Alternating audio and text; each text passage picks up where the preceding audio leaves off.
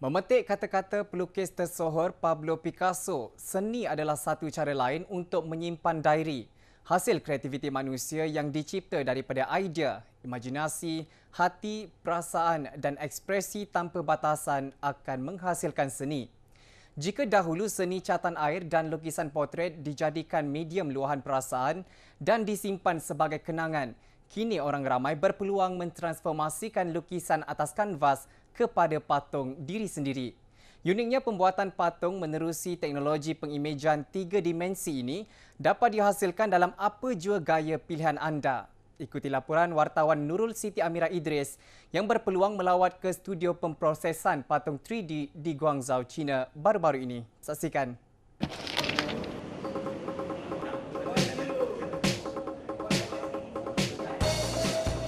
Tiga dimensi yang juga dikenali 3D ialah objek menyerupai bentuk sebenar yang mempunyai panjang, lebar serta ketinggian.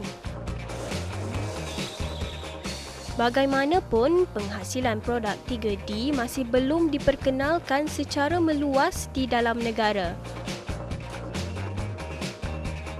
Baru-baru ini bertempat di Bandar Zhongshan, Guangzhou, China, pemilik Muzium Lilin Interaktif pertama Malaysia, Red Carpet at ICT, I Berhad memeterai perkongsian strategik dengan syarikat dari China bagi memperkenalkan teknologi pengimejan 3D di Shah Alam, Selangor mulai hujung Mei ini.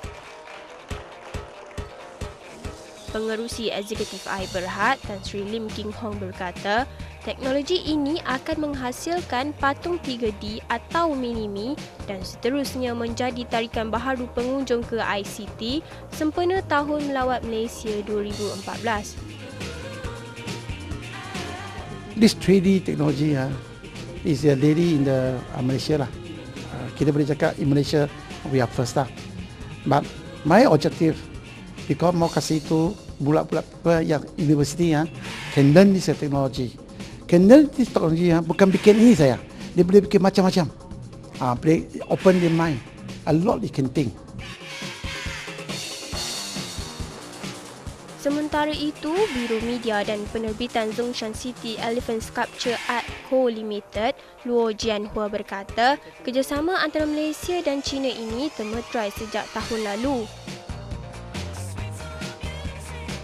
Kata beliau, menerusi projek pembangunan teknologi ini, kedua-dua pihak dapat membawa pakar masing-masing dalam mengembangkan teknologi 3D ke rantau Asia, memandangkan teknologi ini dimonopoli oleh negara-negara barat. 大家彼此之间这种合作也很多年，我们彼此信任不但是生意上的合作伙伴也是很好的朋友。所以说，这个也是林先生在这个方面呢，邀请我们动手做这个蜡像馆，然后呢，就是包括这个作为 3D 打印、作为蜡像馆的一个延伸产品我们都以延续跟 ICT 继续合作。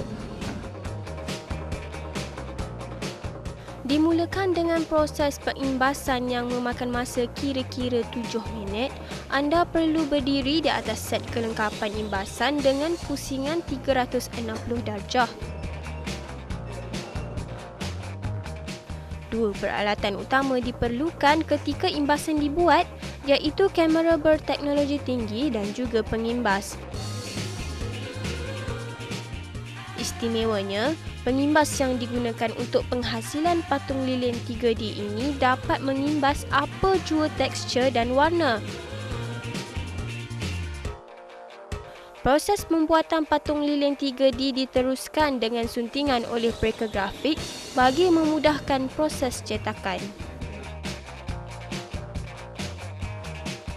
What's unique about this projector is that it actually captures you in detail up until your skin pores, your textures, your eyebrows and all. So this is actually what gives you the essence of actually capturing the features of a person to actually make it as real as possible. Thereafter, this information will actually be sent through to the computer, where you will still need to digitally process it and further enhance your features to actually make sure that everyone looks as pretty and as memorable as they are. Then from there, they will actually be sent to the modeling stage where it's actually printed out. Hasil suntingan kemudian dihantar untuk cetakan lilin 3D serta diakhiri dengan proses memasukkan warna bagi menghasilkan model patung dengan ukuran antara 25 hingga 35 cm.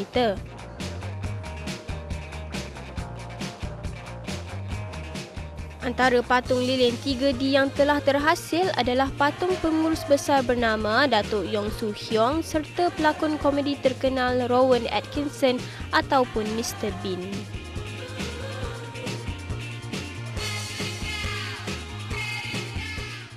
Dengan adanya teknologi pengimejan 3D atau 3 dimensi, kombinasi antara fotografi digital dan selfie dapat menghasilkan patung diri sendiri dalam bentuk yang sebenar dan ini seterusnya menjadi kelainan untuk disimpan sebagai kenang-kenangan.